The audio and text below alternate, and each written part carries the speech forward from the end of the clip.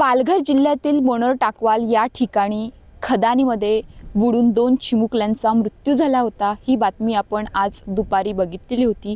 ही घटना काल 27 फेब्रुवारीला घडली होती। त्याच्यानंतर काल संध्याकाळी अग्निशमक विभागाने अथक प्रयत्न करून जो 8 वर्षीय जिग्नेश पवार आहे त्याचा मृतदेह हाती लागला, परंतु आज 24 तास उलटून गेलेले आहेत। आज 28 फेब्रुवारी आहे, आत्ता 5:30 वाजून गेलेले आहेत, तरीही अजून जो आयुष पवार आहे त्याचा मृतदेह अजून हाती लागलेला नाही आहे। अग्निशमक विभाग त्यांच्या परीने अथक प्रयत्न करत आहे, पण अजूनही मृतदेह हाती लागलेला नाही आहे। असंही सुद्धा म्हणावंसं वाटतं, हे कुटुंब आहे, हे उदरनिर्वाहासाठी ह्या ठिकाणी आलेलं आहे। ते गरीब कुटुंब आहे। जर ह्या ठिकाणी कुठल्या उच्च किंवा श्रीमंत कुटुंबाचा एखादा मुलगा किंवा कोणी ह्या ठिकाणी बुडला असता तर शासन विभाग म्हणा किंवा पोलीस डिपार्टमेंट म्हणा किंवा कोणताही शासनाचा अधिकारी म्हणा एकदम खळबळून जागं झालं असतं आणि कामाला लागलं असतं। आता सुद्धा कामाला लागलेलं आहे, पण गरिबांचा कैवारी कोण आहे असं ह्या ठिकाणी म्हणण्याची वेळ आलेली आहे। कारण 24 तास उलटून गेलेले आहेत, दुसरा दिवस झालेला आहे, आता संध्याकाळ झालेली आहे, तरीही मृतदेह हाती लागलेला नाहीये।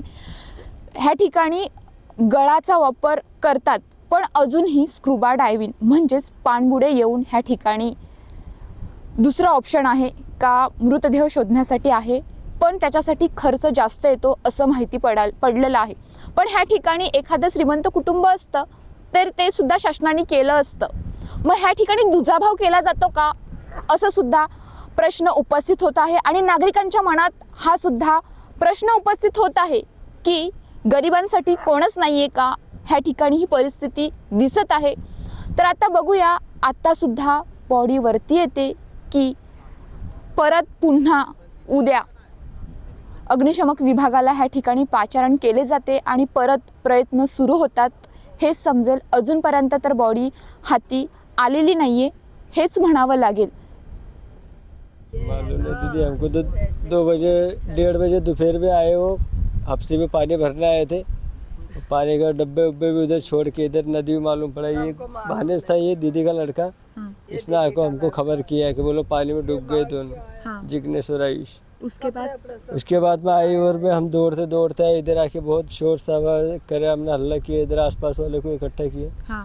तो इधर कोई भी आदमी नहीं आ रहे, फिर पुलिस वाले को फोन लगाए, पुलिस आए इधर, फिर गोतेखोर को बुलाए। जिग्नेश का बॉडी कब मिला?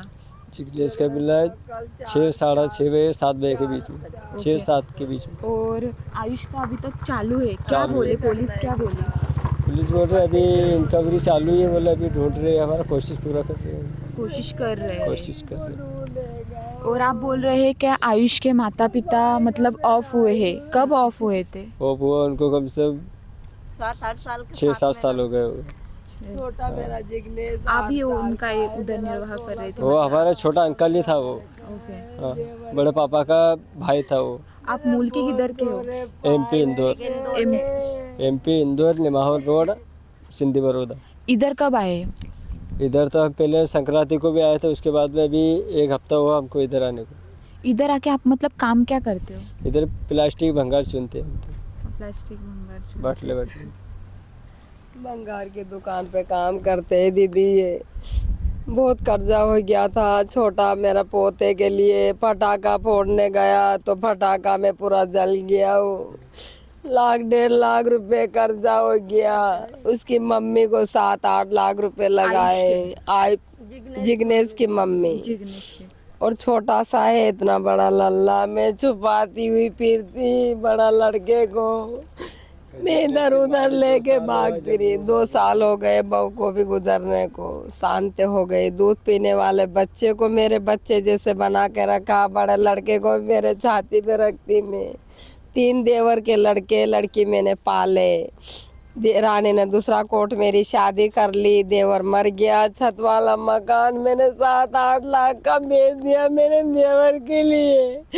मेरा देवर रहेंगे तो मेरा बहुत जेवर में कमा लूंगी, बहुत घर मकान बना लूंगी। बहुत कर्जा हो गया, मैं बाहर निकली, कर्जे वाले मेरे को बहुत सताते, बहुत मेरे को परेशान करते। मैं बहुत दूर निकली। कोई सरकार के मानो आए थे क्या, कोई आए था, कुछ बोला क्या? कुछ नहीं बोला, कुछ नहीं बोलता, कुछ नहीं सुनता। मैं रोती, कोई बोला छुप है के क्या, मदद छुपा करने के वाले हैं रखती क्या, हूँ क्या मैं। कुछ बोला? कोई भी नहीं कर रहा है हमारे इधर।